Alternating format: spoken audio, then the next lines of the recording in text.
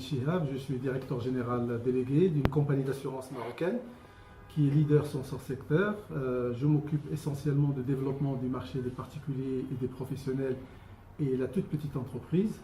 Et à ce niveau-là, donc, je m'appuie sur un réseau de distribution qui est relativement important, comprenant 2500 agences bancaires et à peu près 300 intermédiaires d'assurance. Alors pour la question pourquoi le Maroc, parce que bon, c'est vrai que j'ai commencé ma carrière d'abord en France et je suis rentré au Maroc pour démarrer dans une grande banque marocaine où j'ai effectivement commencé d'abord mon activité dans le contrôle gestion. Je dois vous dire qu'au départ, donc, il fallait connaître d'abord le métier de la banque. Donc j'ai passé beaucoup plus de temps pour connaître les métiers de la banque. Alors, qu'est-ce que je peux conseiller à un jeune étudiant qui veut se lancer dans le contrôle gestion? Tout d'abord, il faut avoir une maîtrise, une très bonne maîtrise comptable et financière. C'est important ça, donc il faut avoir une bonne formation financière et comptable.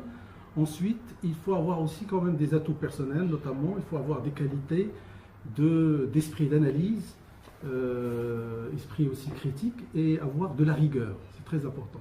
J'ai oublié aussi de dire que l'outil informatique est très important. Il faut maîtriser l'outil informatique, notamment les outils comme les tableurs, Excel, et aussi des outils qui font analyser les bases de données, notamment Access. Il y a d'autres outils, etc. Donc c'est très important parce que le contrôleur de gestion est appelé à analyser des bases de données extrêmement importantes. Il faut donc les travailler pour en sortir l'essentiel et permettre au management donc, de prendre des décisions. C'est aussi une qualité importante que doit avoir le contrôle de gestion, c'est avoir une façon d'approcher les gens.